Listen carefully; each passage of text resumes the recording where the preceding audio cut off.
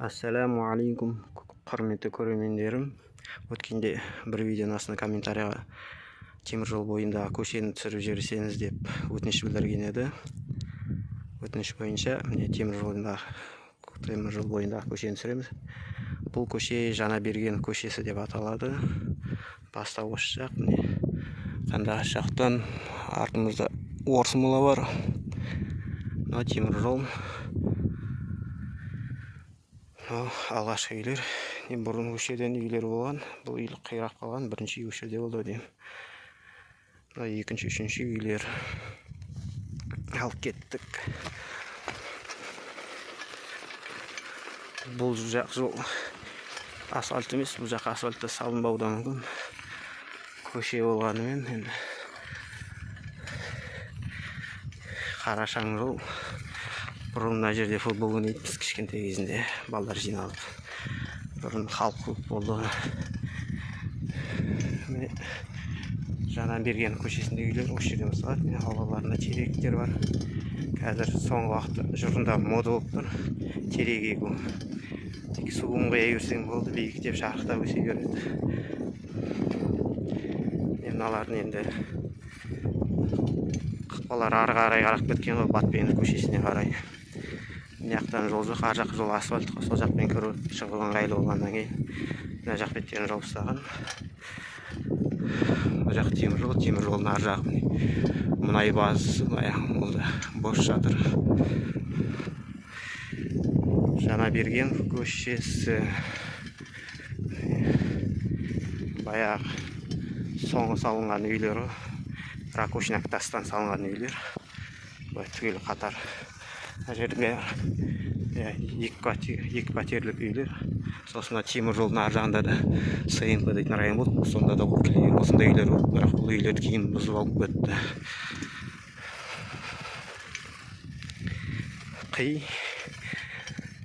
Қойдың қиы көше. Қоқыс көбейіп кетіпті. Көріп тұрғаныңыздар, ауылда бірінші коттедж салынып жатқан. Газ келгесін осылай енді басталады. Ақырында коттедж салынып, мансарттар салынып, үйлер кеңейтіліп, айналасын тазалап жатыр.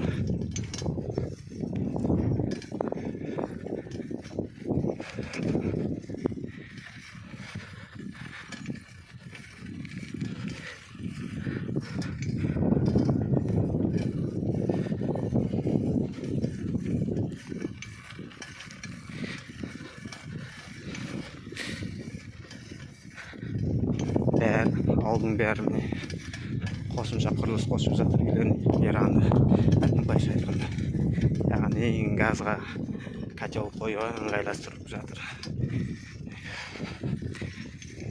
Бұл үйге газ кіргізбеген, мына үйлеріне газ тартылған үйлеріне. Жаңаберген көшесінде тек үйлердің бәрі тек бір қапталда, оң жағында. Вокзалдан кейін сол жақта үйлер, басқа үйлер жоқ. Үйдің иесі жақын арада келу керек, қалпына келтірер кейін. Мұнда бұрын үйлер болғанды, бұл үйлер қирады. Ештеңе жоқ. Бос орнына вокзалға дейін, темір жол бекетіне дейін ештеңе жоқ. Жол қара жол, шоқалақ жол.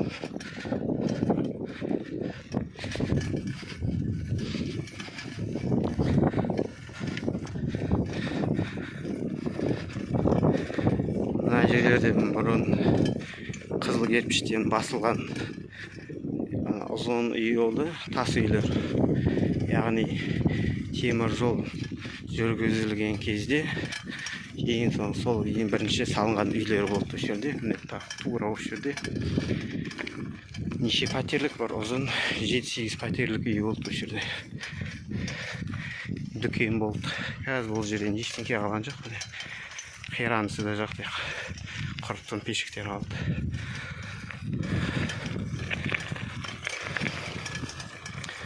Мына темір жолға келдік. Бір пойыз тастап кетті вагондарын. Қазір міне вокзалға шығамыз. Вокзалды көрсем. Жаңағы вокзал не вокзал екен.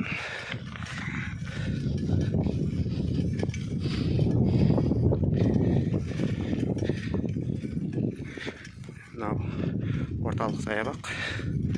Арт жақ. Күш алып алайық.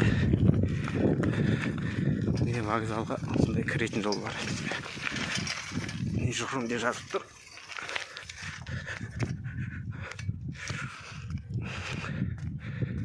Вокзал ауылға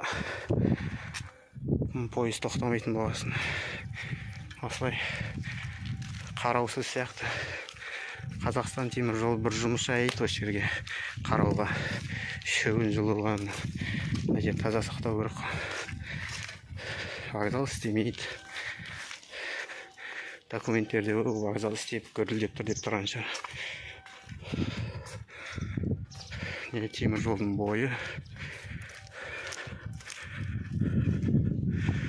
Жұрым деп тұр вокзал. Алдында бірнеше жазып тұр.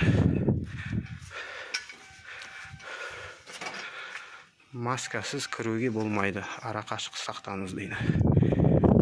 Бұл вокзал ашылғалы жұмыс істемеген сияқты. Есігін ашылған бір көрген жоқ.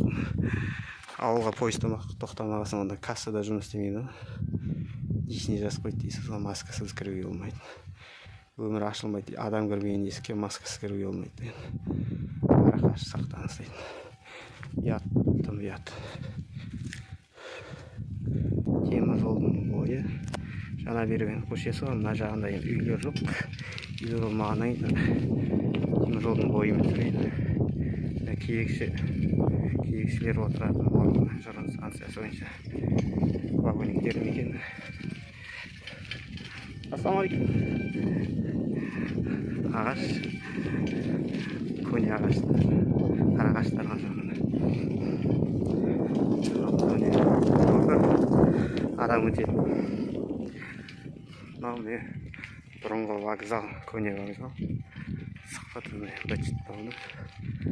Қазір алдын тоқтап түсірейік.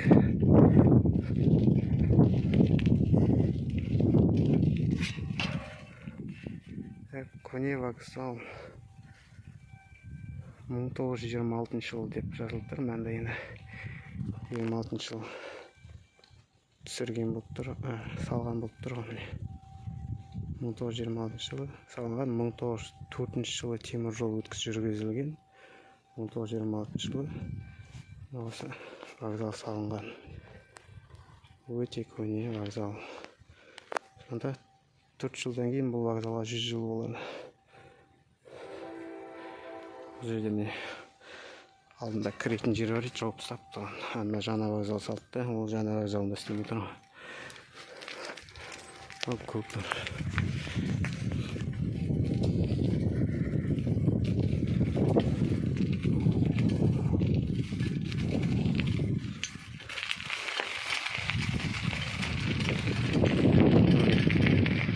Тас үйлер ең алғашқы жұрынға салынған тас үйлер. Вокзал 1926 салынса, мыналар ертерек салынған болар. Енді жазу жоқ, қазір жазулары үйді көрсе. Тас үйлер салды, ең бірінші тұрғындар тұрсын деп. Вокзал 1926 салды, темір жол 1904 жылы жүргізілді. Мына үй 1928 жылы салынған, қолданысқа берген. Көрістейін. Бұл 4 мұражықтар, 4 пәтерлік үй болу керек. Көріп тұрғаныңыздай, ортада кеңес үкіметінің гербі. Одан неге 1928 деп тұр. Енді үйлер тек бірыңғай темір жолдың бойымен кетеді. Бұл жерде жол жоқ. Жол мына жақпен айналып кетеміз қазір. Жаңа Бергеновтың көшесімен кетеміз. Жаңа Бергенов көшесінің арт жағы.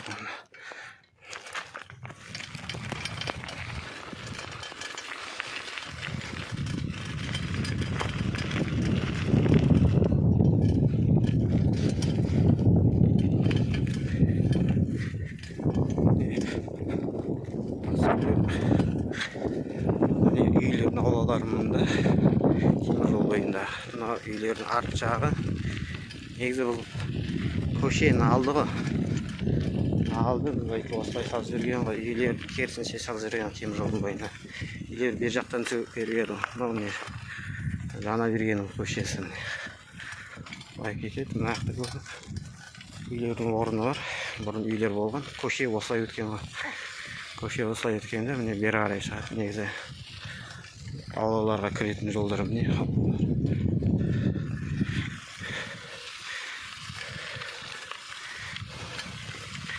Алдымызда тұрған қиранды лесхоз орман шаруашылығы кеңес үкіметінде ол. Одан кейін кеңес үкіметі құлағаннан кейін бұл да орман шаруашылығы құлады.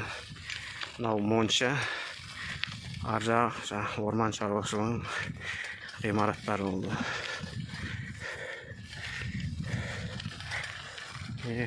Үйлердің алдына түсеміз қайтып.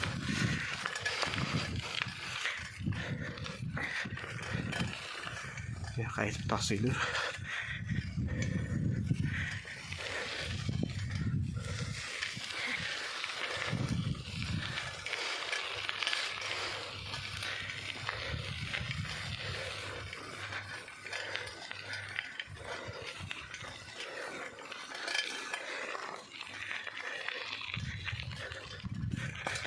Темір жол ар жақ беті элеватор, элеватордан қирап жатыр. Ештеңе қалмады. Темір жолдың бойындағы соңғы үйлер. Екі пәтерлі үй. Газ кіргізіпті. Мына үйде ешкім тұрмайды. Бос жатыр бәрі.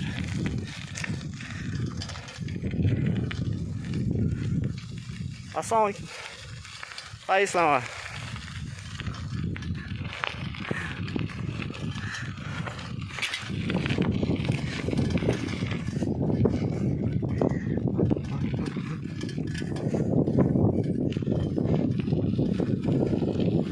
Осы міне жана берген көшесі бітті дейін. Ана үйлерді жана берген көшесіне жатыр мүмкін белгісіз енді. Шетте екі үй бар. Бұл жаққа бармай қояйық, алыс болып кетті. Соңғы үйлер мына жерде орман шаруашылығы ғимараты болды. Бұрынғы лесхоз. Көше бойы болса, бірақ үйдің арттарына түсіп кетіпті. Осымен келесі көше бойынша экскурсия жасағанша лайк бас, комментарий қалдырамыз, каналыма тіркелеміз.